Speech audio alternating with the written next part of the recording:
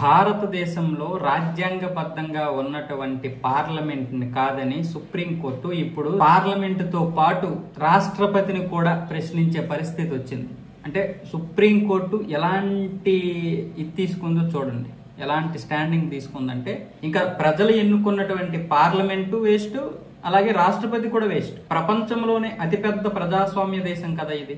మరి అలాంటి ప్రజాస్వామ్య దేశాన్ని సుప్రీంకోర్టు ఏ విధంగా అవమానించిందో చూడండి. పార్లమెంట్ లో పాస్ అయినటువంటి బిల్లులు గౌరవించడం లేదు. అంటే వక్ఫ్ బోర్డు చట్ట సవరణ బిల్లు ఆమోదం పొందిన తర్వాత కూడా దీనిపై ఆంక్షలు విధించింది. అలాగే రాష్ట్రాలకు సంబంధించినటువంటి బిల్లులు కూడా గవర్నర్ దగ్గర, రాష్ట్రపతి దగ్గర 3 నెలలకు మించి ఉండిపోతే అవి ఎందుకు ఉండిపోయాయో సమాధానం రాష్ట్రపతి చెప్పడంతో పాటు 3 నెలలకు మించి గడువు ఉండకూడదు అంటూ అల్టిమేటం జారీ చేసింది.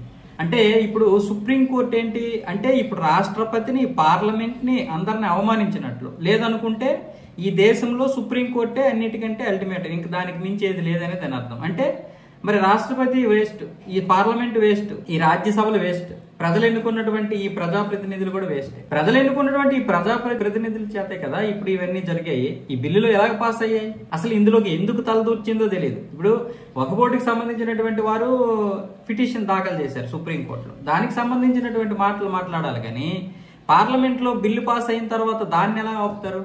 వక్ఫ్ బై యూజర్ అంటే పత్రాలు లేనటువంటి భూమి. దీనికి ఎవరు సమాధానం చెప్పాలి కదా. మరి నీకు భూమి ఎక్కడి నుండి వచ్చిందనే చెప్పాలి కదా. 100-200 సంవత్సరాల క్రితం ఉన్నటువంటి భూమికి ఇప్పుడు పత్రాలు ఎలా వస్తాయని సుప్రీంకోర్టు అడిగితే, ఈ సంవత్సరాల క్రితం ఈ దేశంలో ఇస్లామే లేదు కదా, మరి అలాంటప్పుడు ఇది ఎలా వచ్చిందని అడగాలి సుప్రీంకోర్టు. అది మానేసి పనికిరానివన్నీ అడుగుతుంది.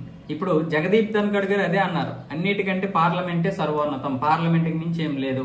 ఒకవేళ పార్లమెంట్ నే అవమానిస్తే ఇంక దేశం వేస్ట్, ఈ ఎన్నికలు వేస్ట్, ఈ ప్రజాప్రతినిధులు వేస్ట్, ఈ ప్రధాని వేస్ట్, అన్ని మీరే చూసుకోండి, అంతే కదా. ఇప్పటికే ఈ సుప్రీంకోర్టు ఈ దేశాన్ని సర్వనాశనం చేసింది. ఏ విధంగా అంటే లైంగికంగా ఒకటి భార్య ఇంకొకటితోటి, ఒకటి భర్త ఇంకొకరితోటి, ఇలా ఎవరితో ఏమైనా సరే లైంగిక సంబంధాలు పెట్టుకోవచ్చు, వాళ్ళపై ఎటువంటి కేసు లేదు. అంటే ఒకవేళ భార్య వేరే వాడితో రెడ్ హ్యాండెడ్ గా దొరికితే దానిపై ఎటువంటి కేసు లేదు, అది ఆవిడ ఇష్టం, నువ్వెవడు అడగడానికి అని భర్తనే అడుగుతోంది సుప్రీంకోర్టు.